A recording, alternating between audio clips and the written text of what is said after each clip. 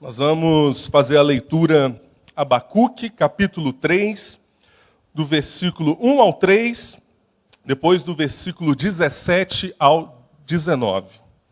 Abacuque está lá no finalzinho do Antigo Testamento. Palavra do Senhor, livro do profeta Abacuque, capítulo 3, diz assim: oração do profeta Abacuque sobre a forma de canto. Tenho ouvido, ó Senhor, as tuas declarações e me sinto alarmado. Aviva a tua obra, ó Senhor, no decorrer dos anos, e no decurso dos anos faze-a conhecida. Na tua ira, lembra-te da misericórdia. Deus vem de Temã, e do monte Parã vem o santo. A sua glória cobre os céus e a terra se enche do seu louvor. Versículo 17. Ainda que a figueira não floresça, nem haja fruto na vide, o produto da oliveira minta, e os campos não produzam mantimentos, as ovelhas sejam arrebatadas do aprisco, e nos currais não haja gado. Todavia, eu me alegro no Senhor, e exulto no Deus da minha salvação. O Senhor Deus é a minha fortaleza, e faz os meus pés como os da corça, e me faz andar altaneiramente. Até aqui. Senhor, essa é a tua palavra, Pai. Mas o Senhor precisa falar aos nossos corações. O seu Espírito Santo precisa tocar as nossas vidas, Pai, para que nós possamos compreendê-la, para que nós possamos sair daqui edificados e transformados, Pai. E esse é o meu pedido, Deus, que o Senhor use a minha vida, fale ao coração da tua igreja, para que nós possamos sair edificados, transformados e fortalecidos mediante a sua palavra, Pai. Certo de que o Senhor assim o fará, em nome de Jesus. Amém. Passamos uma semana difícil. Que semana difícil para todo o país. Começando aí na madrugada de terça para quarta, isso mesmo? Um acidente segunda para terça, justamente. Começando de segunda para terça, como o pastor falou aqui no começo, comoveu o país, mexeu com todo mundo. Aquele time chapecoense saiu de Chapecó na expectativa de chegar a Medellín, cumprir ali o seu desafio, ganhar, voltar com a vitória, comemorar com a sua família, comemorar com seus amigos, mas pelo visto, pela irresponsabilidade do piloto, naquele momento, isso não aconteceu. A esperança de cada jogador, de cada pessoa que estava indo naquela viagem, era de voltar vitorioso, como eu falei, de voltar, de comemorar, de rever os amigos, mas isso foi interrompido. Logo em seguida, no dia seguinte, no meio da semana, uma votação na madrugada também, na Câmara dos Deputados, mexe com todo o país e deixa todo mundo cada vez mais sem esperança, talvez na política, em quem está aí à frente, nos governantes. Não vou entrar na discussão da decisão deles. A questão que eu estou falando aqui é sobre expectativa, é sobre esperança. Qual era a esperança dos jogadores? De voltar. Mas isso não aconteceu.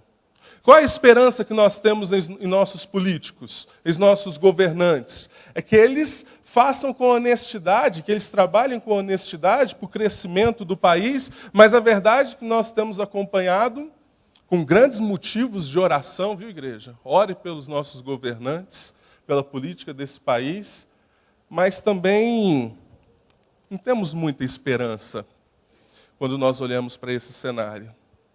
E quando eu falo sobre esperança, a gente começa a pensar que a esperança humana ela é um tanto quanto abstrata. A esperança humana ela é frágil. A esperança humana ela acontece na falta, na dor, flerta com a incerteza. E nós convivemos assim diariamente naquilo que é a esperança humana. Por exemplo, a noiva vai se casar com o marido e ela espera que após o casamento tenha noites tranquilas de sono. Mas ela casa e o marido ronca. E eu não vou dizer com quem vai acontecer isso. A esperança é frágil. Por exemplo, o Palmeiras. Qual que é a esperança do Palmeiras? Ter um Mundial. Mas não tem.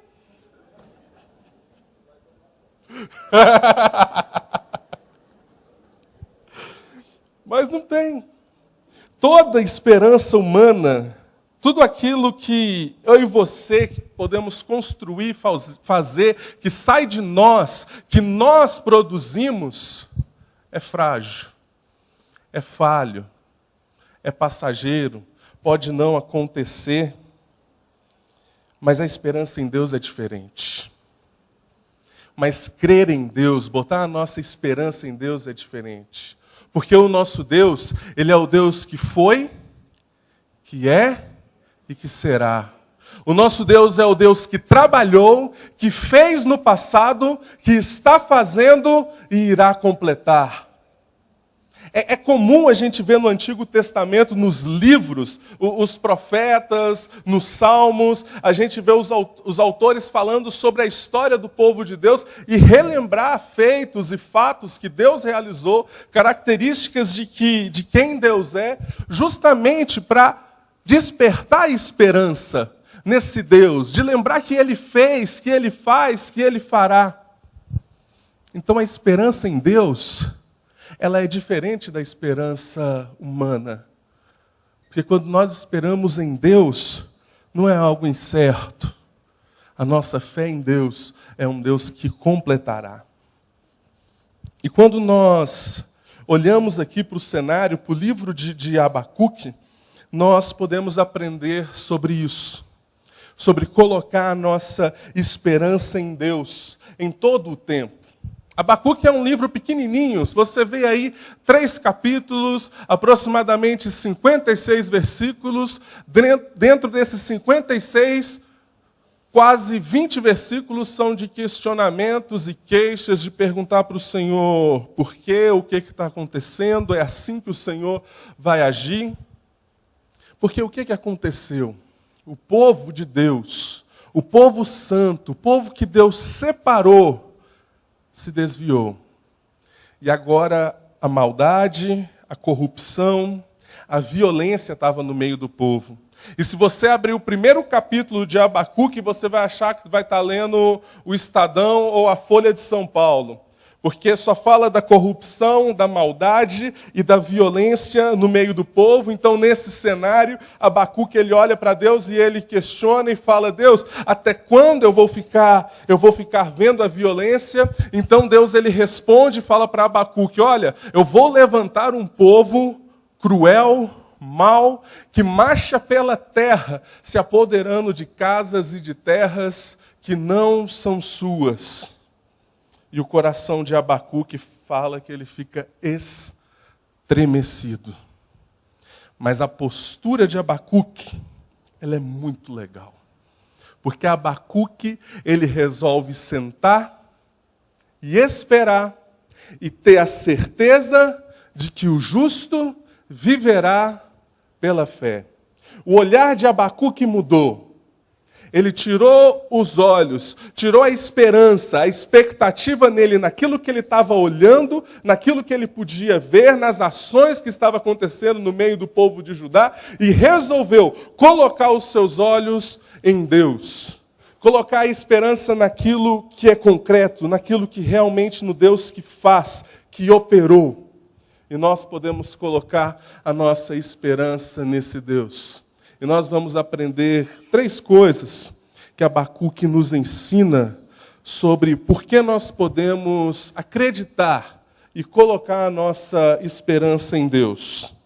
Primeira coisa, quando nós olhamos aqui para o texto de Abacuque, que nós podemos aprender é que nós podemos colocar a nossa esperança em Deus, porque Ele governa as nossas vidas. Se você vê aí o versículo 2 do capítulo 3, fala: tenho ouvido, ó Senhor, as tuas declarações e me sinto alarmado.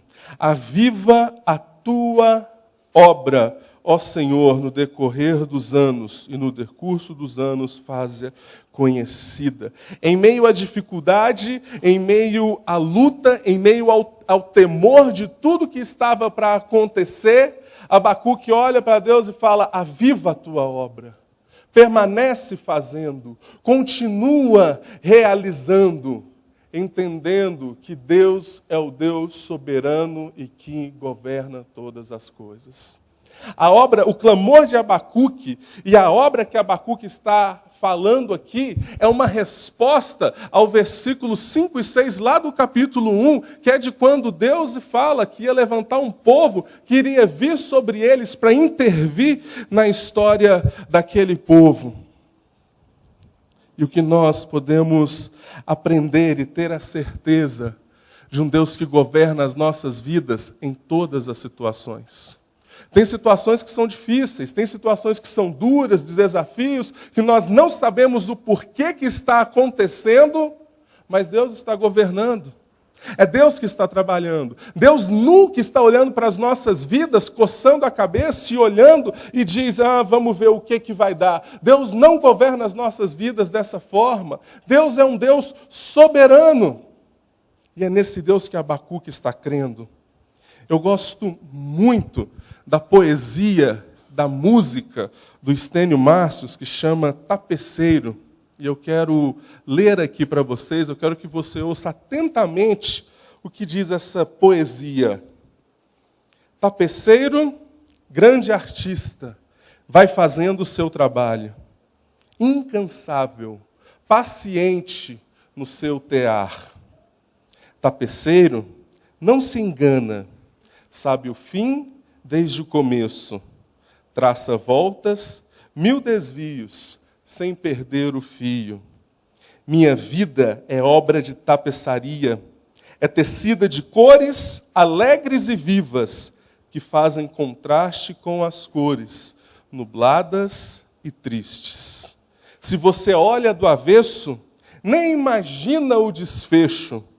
No fim das contas, tudo se explica, tudo se encaixa, tudo coopera para o meu bem. Quando se vê pelo lado certo, muda-se logo a expressão do rosto. Obra de arte, para a honra e glória do tapeceiro. Quando se vê pelo lado certo, todas as cores da minha vida dignificam a Jesus Cristo, o tapeceiro. Deus governa as nossas vidas como um tapeceiro, que está tecendo as cores tristes, as cores alegres, que se nós, às vezes nós olhamos de perto, ou nós que estamos vivendo aqui, nós não entendemos o propósito, o porquê de algumas situações, mas Deus, que está governando, que está assistindo a nossa vida, que está tecendo os fios da nossa vida, Ele sabe. Ele sabe o propósito, Ele sabe o porquê. E no final das contas, nós podemos ter a certeza que a nossa vida e tudo que nós passamos é para a honra e glória do Senhor. Quantas foram as situações que você já passou de lutas, que às vezes naquele momento você falava: por quê? Por que está acontecendo isso? Por que eu estou passando? Mas passado algum tempo, aconteceu algo e você entendeu. Por que daquela luta? Por que daquela dificuldade?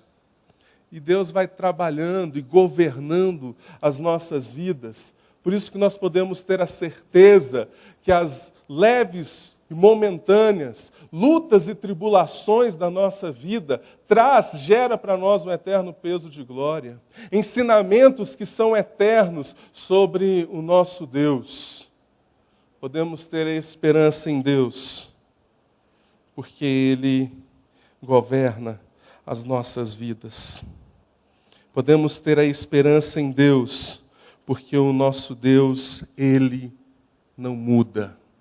Versículo 3 diz assim: Deus vem de Temã, e do monte Parã vem o santo. A sua glória cobre os céus e a terra enche do seu louvor. Se você observar aí na sua Bíblia, aqui no capítulo 3 de Abacuque, tem um bloco grande que vai do versículo 3 ao versículo 16, que vai falar sobre atos, sobre feitos, sobre características de Deus. E Abacuque usa dessa forma para lembrar quem é Deus. De que Deus está trabalhando na história do povo dele. De que Deus é o Deus que governa e o Deus que não muda. Eu quero mostrar isso para vocês usando apenas um pequeno trecho que está aí no versículo 3, que é: do monte Parã vem o santo.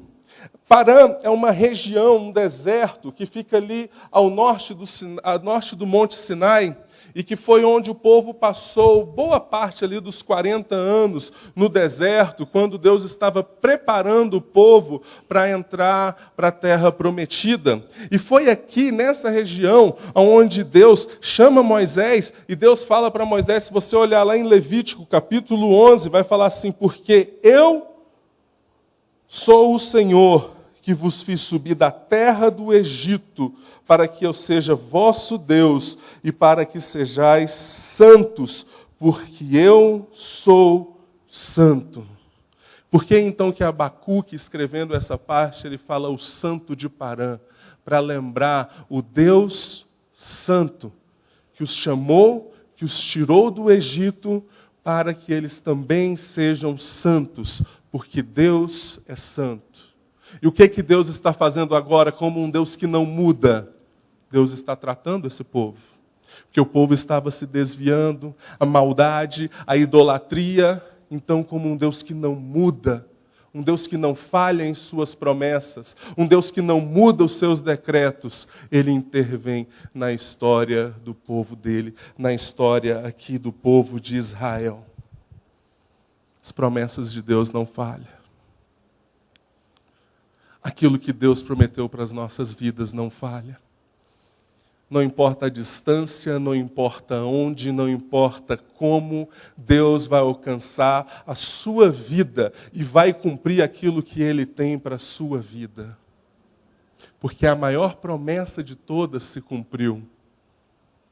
O Santo, o Deus Santo, enviou o seu Filho e pagou um alto preço por você, para que nós possamos ser chamados de seu povo, para que nós possamos ser chamados de santos, para que a promessa dele possa se cumprir em nossa vida. O preço já foi pago, a promessa de Cristo Jesus e do Salvador já se cumpriu. Por isso que nós podemos ter esperança em Deus, porque é um Deus que governa e um Deus que não muda. E em terceiro lugar, nós podemos ter a esperança em Deus, porque Ele é fiel. Versículo 17.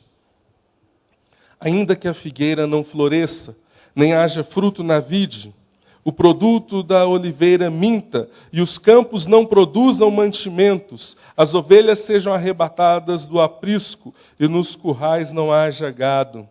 Todavia, eu me alegro no Senhor, e exulto no Deus da minha salvação. O Senhor Deus é a minha fortaleza, e faz os meus pés como o da corça, e me faz andar altaneiramente. Abacuque, ele vivia numa cultura rural. Perder tudo, perder a plantação, perder os animais, significava perder tudo aquilo que ele podia depositar a sua esperança. Significava perder tudo aquilo que ele construiu e que ele podia depositar a sua confiança, que iria ter para poder viver, para poder se manter. E veja a forma com que Abacuque entendeu que Deus governa, entendeu que Deus não muda, e ele se coloca debaixo da presença desse Deus e diz: mesmo que eu perca tudo, a minha esperança está no Deus que me salvou. A minha esperança está no Deus que olhou para a minha vida e que me escolheu. Aonde você coloca a sua esperança? No seu dinheiro? No seu trabalho? No seu poder intelectual, na sua capacidade intelectual? Em algo que você possa fazer ou construir? É passageiro. Pode passar como uma neblina. Tudo aquilo que nós, seres humanos, podemos construir sem a presença de Deus é passageiro. Passa como um breve pensamento. E aí nós perdemos tudo. Mas se nossa vida está em Deus, nós vamos ter sempre a certeza que Ele é um Deus fiel. E que ainda que eu perca tudo, Ele já me deu aquilo que é de mais importante, a salvação. Ele já concedeu para mim aquilo que é de mais importante, me livrou da morte, me trouxe da morte para a vida. E esse é o cumprimento da promessa de Deus. E ela se cumpriu. O clamor que Abacuque fez, nós falamos aqui no estudo bíblico de quarta-feira, o clamor que Abacuque fez, para que no dia da ira do Senhor Ele manifeste a misericórdia, ao longo da história se cumpriu. Deus ouviu o clamor de Abacuque e em Cristo Jesus, no dia da ira, a misericórdia dele veio sobre as nossas vidas, através da graça e do sangue de Cristo Jesus que nos alcançou. Por isso nós podemos colocar a nossa esperança em Deus. Num Deus que governa, num Deus que não muda, num Deus que é fiel. Se você acompanhou os noticiários, a última conversa que o piloto da, como chama a empresa? Lamia, teve com a torre de controle, depois dele, se não me engano, depois dela comunicar que ele teria que esperar ainda 7 minutos, e ele sobrevoando, e ele dizendo que já estava sem combustível, que já estava dando pane, a última palavra antes de se encerrar a gravação foi Jesus. Na nossa vida, às vezes, a esperança acaba. O combustível acaba. E a única coisa, o único nome que nós temos para clamar é o nome de Jesus. Às vezes você chegou assim essa noite, sem ter o que crer, sem ter onde colocar a esperança, mas nessa noite eu te convido a clamar por esse doce nome, o nome de Jesus. Mas não espere chegar os dias ruins, os dias maus, para você clamar por esse nome. Coloque a sua esperança em Cristo Jesus hoje, sua confiança, e viva de modo tal a crer nesse Deus e a manifestar a sua fé e a sua esperança. Um Deus que governa, que não muda e que é fiel.